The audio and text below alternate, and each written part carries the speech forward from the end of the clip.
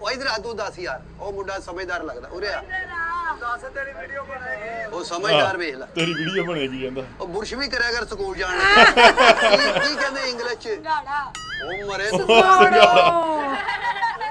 ਸ਼ੱਕਰ ਗੰਦੀ ਰੇ ਮੋਰਾ ਪ੍ਰਿਆ ਮੋਸੇ ਮਿਲਣ ਆਇਆ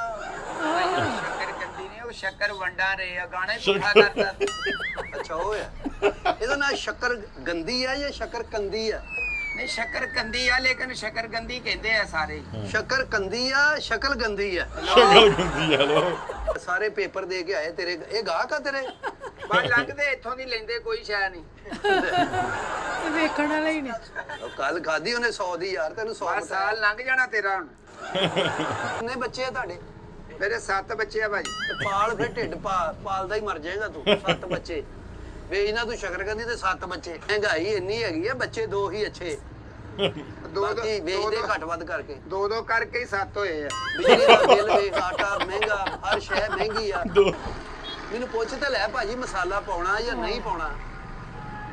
ਮਸਾਲੇ ਨਾਲ ਹੀ ਖਾਂਦੇ ਆ ਬਗੈਰ ਮਸਾਲਿਓਂ ਕਿਹੜਾ ਖਾਂਦਾ ਤੇ ਜਿਹਦਾ ਮੂੰਹ ਪੱਕਾ ਹੋਵੇ ਉਹ ਕੀ ਕਰੇ ਉਹ ਚੰਡਾ ਖਾ ਲੇ ਫਿਰ ਹੈਲੋ ਆ ਤੇ ਤੂੰ ਇੰਜ ਅੱਲਾ ਦੀ ਕਸਮੇ ਅੱਗ ਬਾਲੀ ਆ ਵੀ ਤੇਰੇ ਵੱਡੇ ਮੁੰਡੇ ਨੇ ਕੰਮ ਤੋਂ ਆਉਣਾ ਤੂੰ ਰੋਟੀ ਪਕਾ ਕੇ ਦੇਣੀ ਭਾਈ ਉਹ ਗਰਮ ਹੋ ਰਹੀ ਆ ਨਾ ਉੱਪਰ ਹੁਣ ਖੱਟਾ ਨਹੀਂ ਪਾਉਣਾ ਮਿੱਠੀ ਚਟਨੀ ਪਾ ਮਿੱਠੀ ਖੱਟਾ ਨਹੀਂ ਗਲਾ ਡਿਸਟਰਬ ਹੋ ਜਾਣਾ ਸਾਡਾ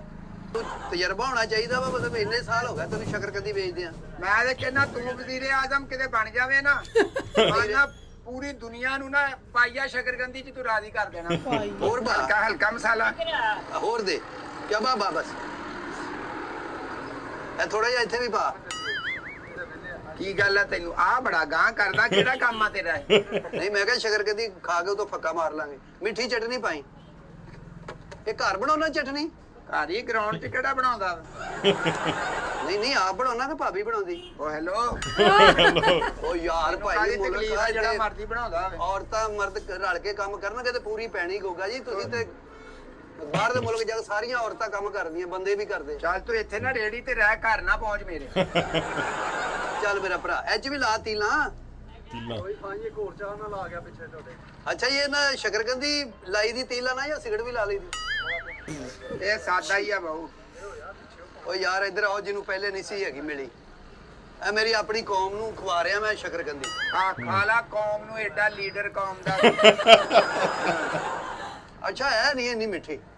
ਓਏ ਸਾਰੀ ਇੱਕੋ ਹੀ ਸ਼ਕਰਕੰਦੀ ਆ ਇਹ ਕਿਹੜੀ ਅਲੱਗਾ ਮਿੱਠੀ ਓ ਇਹ ਸ਼ਕਰਕੰਦੀ ਤੋਂ ਜੂਸ ਪੀ ਲਈਦਾ ਪੀ ਲੈ ਮੇਰੇ ਵੱਲੋਂ ਨੀਲਾ ਥੋਥਾ ਖਾ ਲੈ ਇਹਦੇ ਤੋਂ ਮੈਨੂੰ ਸ਼ਕਰਕੰਦੀ